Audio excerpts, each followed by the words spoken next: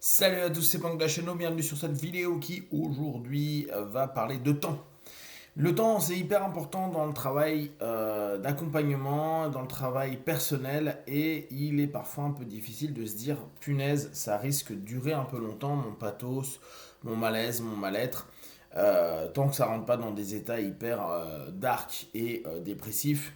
On peut se dire, bon, ok, je serre un peu les dents pendant quelques mois, voire un peu plus, et je vais voir, créer, construire au fur et à mesure des stratégies, des options que je vais découvrir et créer, et m'offrir dès lors la possibilité, d'au travers du cheminement, de me de ressentir quelque chose d'un peu plus positif, en tout cas qui convient davantage par rapport au pathos et au malaise que je peux ressentir.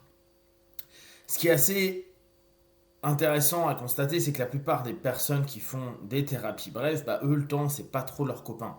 De façon générale, même, on voit que la plupart d'entre nous, on a une espèce de pression avec le temps.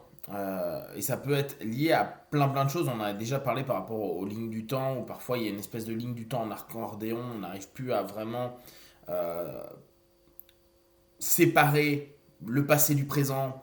Et à ce moment-là, on est dans une espèce de sensation où on est oppressé par un passé. Et c'est comme si cette oppression nous poussait à aller vers un futur pour oublier le présent parce que ça nous ramène trop au passé. Quoi, globalement, ça nous arrive assez souvent d'être dans cette espèce de sensation déjà où on ne vit pas des masses le présent, mais surtout où on est oppressé par ce temps parce qu'on a l'impression que le temps n'est pas infini. Bon, ça, bonne nouvelle, ça ne l'est pas. Et en même temps, on a l'impression qu'on est poussé par notre passé à longueur de temps parce qu'on n'a pas géré, réglé quelques problématiques, voire des lourdes problématiques. Et c'est comme si le passé qui est dans notre dos, il est plus dans notre dos, il est limite à côté de nous en train de nous papoter H24. Pourtant, le temps est certainement en accompagnement, en thérapie, en méditation, en développement personnel et certainement dans la vie, notre meilleur allié. Et je sais très bien que quand je dis ça, il y en a plein, ça leur plaît pas. Parce qu'ils disent, mais regarde, le temps on vieillit, le temps nous fait perdre des gens, le temps nous crée d'autres expériences qui peuvent être très bien, mais aussi qui peuvent être traumatisantes. Le temps n'existe pas. Bon, ça, c'est oui et non, quoi. Faudrait qu'on redéfinisse tout ça. Regardez Étienne Klein, hein, c'est toujours intéressant si vous aimez le temps. Et à cette notion, on va, à un moment ou à un autre, vraiment dire, bah regarde, en gros, on va vers la perdition. Plus le temps passe, plus on diminue. On a plein de courbes aujourd'hui. D'ailleurs, ce qui est assez amusant, c'est de voir le nombre de personnes qui tentent de battre le temps avec de la chirurgie, avec du TRT, avec plein de choses qui fait que ça montre que tu n'as pas trop vieilli, que tu n'as pas trop changé, etc., etc. Et ce qui est assez étonnant, c'est qu'on veut rester parfois aussi bien psychiquement quand les personnes nous disent ah mais moi j'aime bien l'insouciance de l'enfance et pas forcément la vie d'adulte, ou beaucoup de personnes veulent maintenir un corps de jeune parce que déjà on est dans du jeunisme à fond, mais hormis ça c'est que tout ce qui est plus ancien c'est pas cool. Pourtant on se rend compte que c'est avec le temps que les personnes arrivent à prendre de la distance, à s'apaiser sur des choses, à prendre de l'expérience, à donc naturellement trouver des options, naturellement prendre une dissociation, naturellement apaiser des souffrances. Je me souviens il y a quelques années, je me disais en fait la PNL et l'hypnose que ça amène, c'est que ça accélère un processus qu'on fait tous naturellement. Qui ne fait pas des simples et doubles dissociations sur son passé quand ça fait X années, voire X dizaines d'années? Même si aujourd'hui on est en train de revivre un pathos, une problématique ou un trauma à un moment donné, il ne restera qu'une bribe, et encore une bribe transformée par nos répétitions, de la problématique. Le jour 1, quand on l'a vécu au moment T, c'était d'une intensité incroyable. X années plus tard, les personnes elles peuvent nous en parler dans un divan, elles peuvent nous en parler autour d'un verre, elles peuvent nous en parler n'importe où, et en général, elles se barrent pas direct en abréaction. Donc le temps fait naturellement ce que des processus hypnotiques accélère, voire même en une demi-heure, une heure, tente de gérer. Et pourtant, dans ce temps-là qui désagrège, dans ce temps-là qui fait mûrir et fait mourir, il y a une espèce de d'éléments qu'on ne veut pas prendre en compte. Et cet élément-là, c'est que tout ce qu'on fait, ce qui est très intéressant, c'est de voir les paradoxes parfois dans notre dev perso. Il y en a, ils vont bosser en mode loi d'attraction, où j'attire les choses dans ma vie, ou le karma, etc., etc. Mais ils veulent pas attendre les feedbacks de leur karma ou de leur loi d'attraction. Et on en parlait avec Dao il y a quelques jours, où on se dit, mais c'est incroyable.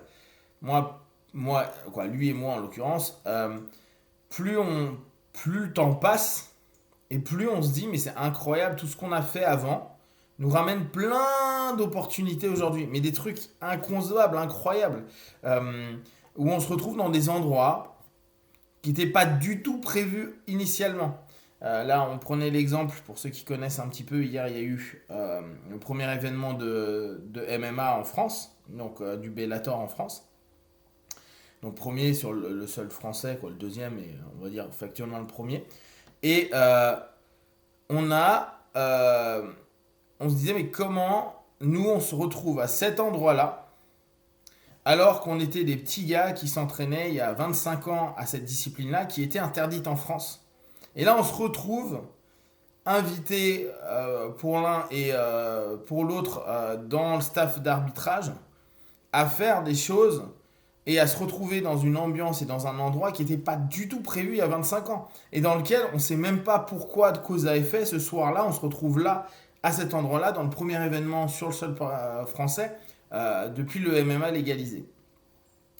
Et ça, c'est un exemple parmi tant d'autres. C'est de se dire, l'ensemble des actions qu'on a créées, alors pour ceux qui aiment bien le concept de karma ou autre, en tout cas de cause à effet, bah, il y en a, mais qui prennent des décennies à arriver. Des feedbacks où on se dit, mais comment c'est possible que, pour reprendre le sport, on arrive, nous, qui avons commencé avec un niveau naze, et aujourd'hui on n'a pas forcément un meilleur niveau, mais le temps a joué et on a pris un peu d'expérience. On regardait des mecs combattre il y a 20 ans, et aujourd'hui on se retrouve face à eux sur un tatami. C'est un truc incroyable. Et ça, il n'y a que le temps qui fait qu'il y a des conjonctures, qui fait qu'à un moment donné, hop, il y a des liens, il y a des choses assez géniales qui se font. Alors, nous, on a plutôt le côté positif. Je sais qu'il y a certaines personnes qui, avec le temps, créent d'autres conjectures qui, elles, sont un peu moins sympas. Mais c'est ça qui est super intéressant et que il y a vraiment à prendre en compte dans notre cheminement. Je vous avais dit à un moment, on est l'ensemble.